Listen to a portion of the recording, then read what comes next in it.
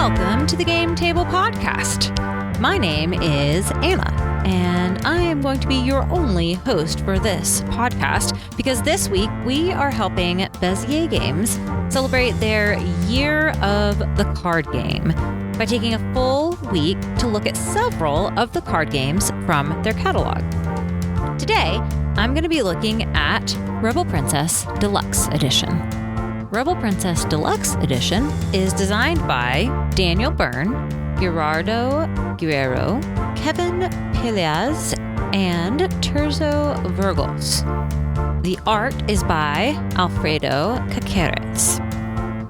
I invite you to join us at the featured table as we take a look at this game.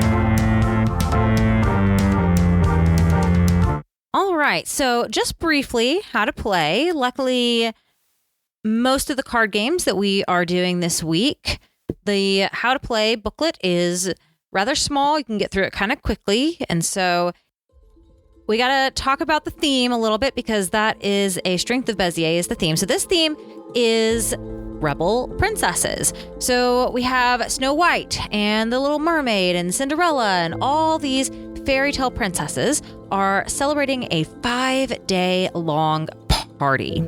And they're not going to invite any of the princes because they are free and independent young rebel princesses, and they do not want a marriage proposal from any of the princes. None of the Prince Charmings are invited, but the Prince Charmings want to come and propose to these princesses. They are begging to come and propose to these princesses. And so the Prince Charmings are going to attempt to sneak into the ball and propose to a princess. So the goal of the game is to have the most fun at the ball by getting the least marriage proposals. The card deck is divided into 4 suits. You have the queen cards, which are designated by a crown, and they are also red. You have the fairy cards, which are yellow and have a wand. You have the pet cards, which are green and have a little paw print. And you have the prince cards, which are blue and have a sword. And remember, the prince cards are the ones that you do not want to have. At the beginning of the game, you're going to deal out all of these cards to your players. Well, actually, depending on the number of players, you will deal out the deck of cards, but this game plays up to 6. And so if you're playing with a 3, 4, or 5 players in your game, you will take out some cards so that the decks will be even when they are dealt out. You will have a hand, and you can look at your hand. Then the player to the left of the dealer will start the game. This is played like a trick-taking game where one person will lead a card. You can see all the cards in your hand at a time, and then you will play following the suit of the card that was led. The highest card in the suit will win, and luckily there's no confusing things like jacks, queens, and aces. It's just numbered 1 to 12, and so higher number wins the trick. Then whoever won the trick will lead the next card, and everybody else will have to follow suit as well, and whoever wins will play the next trick, etc., etc. There are a couple of twists. If you happen to be out of a suit that is led, that's called being void, then you can play whatever suit you want. So this is a really good chance to try to sneak some princes, potentially, into somebody else's trick that they're going to win. Princes on their own cannot be led outright as a trick because, remember, they're trying to sneak in. They're not invited guests to the party. Whereas, the queen, the fairies, and of course, all the cute little animals can come to the party. The princes cannot. However, once somebody does sneak a prince in to a trick by being void in that suit and playing it, then princes can be led as a suit after that. Once all the cards are played out of your hand, you will then look at the cards that you have won, the tricks that you have won, and we'll count up the number of proposals that you have. Proposals are signified by this cute little skull with heart eyes and a crown. And you'll notice that all of the prince cards have that on their card. But there is a trick because the frog, which is actually a pet card because it's a sweet little animal, actually is a enchanted prince. And so if you happen to get the frog in a trick that you have won, you will get 5 proposals from him because he is so desperate to get kissed to not be a frog anymore. Another thing that you will do is that this game is played over 5 different rounds. So I just described what one round was. At the start of each round, you will flip over a round card, and the round card has various kind of chaotic little twists that happen. For example, passing cards to another player, or in addition to following the lead suit, you have to play odd or even cards and match them.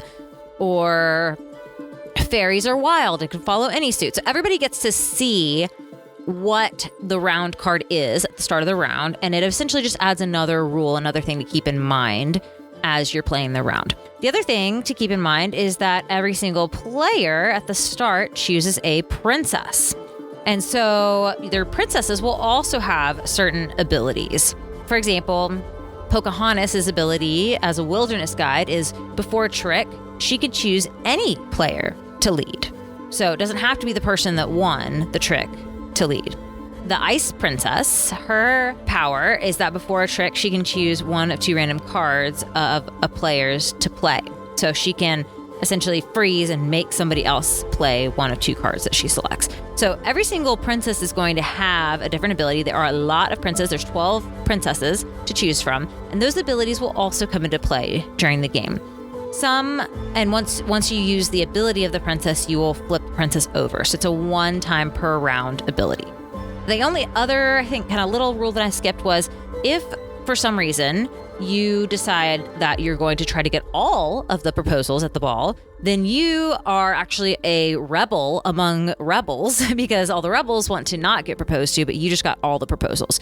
So if you get every single one of the cards that has one of the little skulls on it, instead of getting all of the points, instead you're going to get negative 10 points. And the goal of the game, again, is to have the fewest proposals at the end of 5 rounds, therefore bring the most rebellious princess, because you are not going to get married to any of these princes. So that's a little bit of how to play. Let's talk a little bit about the game. So as I was describing the game, some of you classic gamers might have had a little bit of an inkling that this sounds an awful lot like the game of Hearts. Yes, that is true. In fact, when I learned this game at Gen Con, that was how it was described to me. They said, "Hey, do you know how to play Hearts?" And I said, "Yes, I played Hearts growing up all the time with my family." And they said, "Well, then great. Here's this twist on Hearts with this fun Rebel Princess skin." And I am okay with that. I don't know that we need to reinvent all new game mechanics to have a new game. And like I said, I played Hearts growing up. In fact, that was one of my family's favorite games to play. I think it was actually one of the very first games that my family taught me growing up as a kid. I grew up in a family with 8 kids. And so playing games was something that we enjoyed doing for family night or even just in the afternoon together. It's still something, actually. We had a Christmas celebration with my family yesterday. And I walked in and everybody was playing cards, and I left and everybody was still playing cards because that's something that we love to do together. Hearts is actually one of the first card games that my family taught me as a kid. And then we graduated to things like spades, rook, canasta, a version of canasta we called hand and foot, and eventually all the way up to bridge. And we still enjoy playing all of those games today. I'm a big Hearts fan. I think that one benefit of it is that if people already know how to play Hearts, they can very quickly get into this game and appreciate some of the twists, because it's not going to be exactly like Hearts. It's like Hearts in that you're trying not to win the prince's suit, which is kind of like the Hearts suit, and you're not trying to win the frog, which is kind of like the Queen of Spades. But you've got all of these other things to watch out for, because all of the princesses have special powers, and you've got a different round power that changes the rules every single round. And so it's not going to be exactly like it. Also, again, Bezier does a great job of branding their games, of the story behind their games. And I think that adds a lot to the games that they put out, because if you're somebody like me that's interested in a story and that enjoys participating in a story as you're playing a game, it is a fun addition to the strategy that is already present in the game of Hearts. And so it adds something. So let's talk a little bit about the gameplay. The gameplay is smooth. It is not a very steep entry point. you can explain this pretty quickly to somebody. I mentioned that I learned how to play it at Gen Con. We played it a couple rounds at Gen Con, actually, because it was fun. And we started out with a very simple round card of just pass 3 cards, which the person who taught us recommended certain round cards that you would start with. I don't actually know if that's in the rule book or not. Certain like easier round cards to start with versus harder round cards to start with. But the person that taught us did tell us that, which was very kind of him.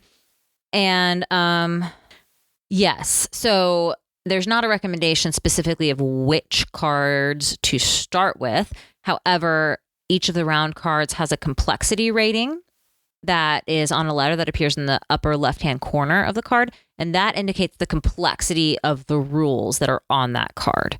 And so if it's your first time playing, you might want to start with less complex round cards. There's a whole stack. And you're only playing 5 rounds. So you could pick out 5 of the lesser complexity round cards. And as you get more into it, later on, you could pick out 5 of the highest complexity round cards and just see how it goes and watch the chaos ensue. The rulebook does an excellent job of organizing that for you. So in the rulebook, it says, here's the order of how powers go. The hierarchy goes, princess powers are first, then the round card effects, and then the basic rules is the hierarchy of rules. There's a whole several pages in the back of the rulebook about how different powers can interact with each other and the rules for example, this round card and how it might be impacted by a princess power card and how to figure that out versus and different princess power cards and how they would work together. And so that's really, really helpful. Again, the gameplay goes pretty smoothly because it's something that can be explained quickly. It is a lower complexity game. This is a game that kids could play. I would say probably down to 7, 8 years old. Kids could understand the idea of high card wins the trick. You got to play on suit and try not to get the princes. And for them, you might want to play simpler round cards. But yeah, because of that, we were able to take a group at Gen Con, jump right in, learn how to play a couple of rounds. Then everybody else went on to learn some of the other card games. But, I liked this game so much. I wanted to find out more princesses, more round abilities. How is it all going to work together? And so I snagged a couple of strangers, taught them how to play, and we played again. And then we found a few more strangers and taught them how to play, and we played again. And I think I ended up teaching maybe 5 or 6 different rounds of different people how to play this game. And it was so fast. Like, you could teach it so fast, you could play it so fast. Everybody was like, oh, that's really, really cool. And so, of course, we had to buy the copy as well. So yeah, so gameplay is smooth, even playing 5 rounds. It's not going to feel very long. And you just end up laughing a lot at how fun it is working together as rebel princesses and the different powers and that kind of thing. Another thing to talk about with this game is the artwork. So the artwork is well done. It's not going to look like Disney, which actually is good. I don't want artwork necessarily to look exactly like the character. So they've got a twist on it. But each princess is in her kind of habitat. She's got some distinctive items from her story around her, full color, just beautiful, very unique artwork. And then the cards themselves, the suits, obviously the back looks the same because you got to do that. And then for the suits, all the fairy cards have the same picture, but they are numbered 1 to 12. All of the pet cards have the same picture except for the frog, which is kind of nice because then you can really distinguish the frog, even though he also has all the skulls that he gives you. He also has a different picture from the rest of the pets. So I think that's good for simplicity's sake. Like, again, if I was going to try to play with my 7-year-old, I would like that all the fairy cards looked the exact same and they were very distinctive and very yellow and had the same symbol on them, the little wand and everything like that. But as an adult playing, I kind of think it would have been cool if they had, for example, made each of the cards be a different little pet that the princess took with them. So, Rapunzel could have her chameleon and Moana could have her chicken and Cinderella could have her mice and that kind of thing.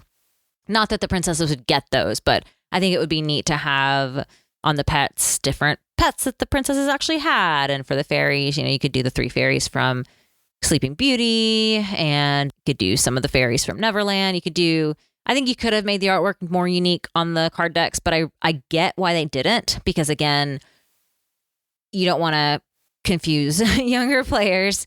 And it does make the frog stand out and the princess stand out. Whereas I guess if you had too much complexity on the card, it might be harder. So anyway, that's a thought on that. Another thing to think about is, I had another thought on artwork, actually. I didn't even mention this. I meant to mention this first. I think the very first thing you need to do when you take this card out of the box is obviously look through all the princesses. But before the first time you play, you need to just kind of set the box up, because on the inside of the box lid is this cute little proposing frog that says, "Marry me." And I think that's really important to watch as you're playing the game, so you kind of know what's at stake. You do not want to get married. Look at this frog that's proposing to you. Anyway, that's another little fun artwork that they did. The box artwork is beautiful. It's got all the princesses kind of together in the new style of artwork that they've done. And yeah, it's really cute all around. So another thing we sometimes talk about, again, is player count. So I said that this game could play from 3 all the way up to 6. And it's got which cards you take out if you play with lower numbers so that the dealing comes out even. We played, I'd say, mostly at 4. I did play a game at 3. I think we did play a game all the way up to 6 as well. I feel like it played really well with a lot of them. I think with 6, it was more fun because you had more of the princess abilities that could then be counteracted by another princess ability. And there was just a lot more kind of chaos. So if you're going for chaos, which I mean, Rebels usually are, makes sense, I think you might want the larger player count.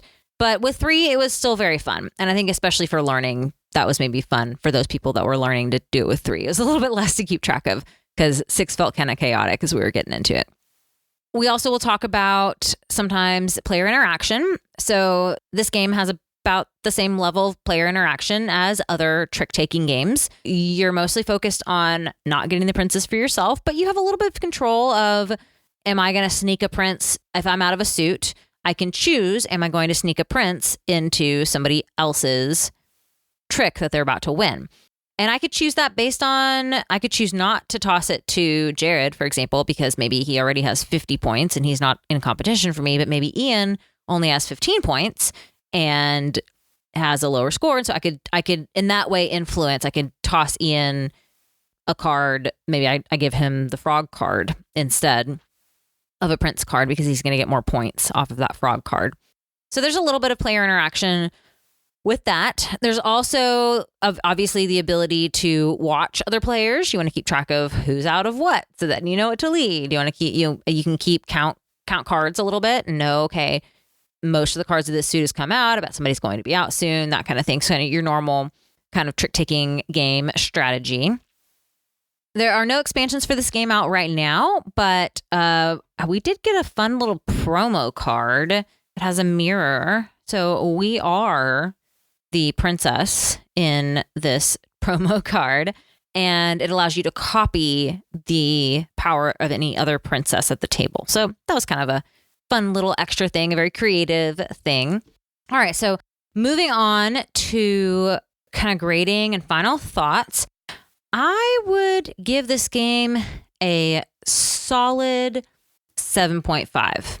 I think that it is a great game in terms of the ease of entry. I love that I can get it out. I can teach it to somebody in less than 5 minutes and they can have a lot of fun. I haven't met a single person that doesn't think the idea of a princess avoiding suitors isn't just hilarious and very fun to work with. Most people can grasp the core concepts of the game quickly enough, especially if they've played Hearts before, that they really enjoy the added aspects of the round cards and the princess cards. So my reason for not rating it higher is just more of my personal preference. So I'm somebody that really likes strategy games. I already told you all that I started out with Hearts and my family now regularly plays Bridge, which is a very high strategy trick-taking game. So for me personally, I don't necessarily like the added chaos of the rules changing every single round. I mean, it does keep you on your toes. It does maybe make it more fun, make it feel more chaotic because you've got to be slightly changing your strategy every round. I mean, there are some round cards that completely change your strategy that say things like the high card doesn't even win anymore. The second highest card wins, or I mean, in my mind, the most chaotic one is the one where you divide it into 2 different stacks and you only get to play the first half of your stack and then you have to pass the other one. So you're playing with somebody else's second half and you don't even know what it is. And so I think there's some people that could find that fun, that could even find that challenging. Like, oh man, every single round is a different strategy. But the way that I like to play trick-taking games is I like to get really good at the strategy for that trick-taking game. And so for me, the changing in the rules feels a little bit chaotic. And like, it is hard to get a grasp on what my actual strategy in this game is. But again, for some people, it could feel fun. It could feel challenging, like you're changing strategy every single time. The other thing that I'll say that made me grade it a little bit lower is that I think some of the princess abilities are very powerful, and some of the princess abilities, to be honest, I never even used when I had that princess. It felt fun. Like, it always felt fun when I got a card, but there were sometimes that the gameplay just didn't go to where I needed it, or the gameplay didn't go to where it would work well within the gameplay.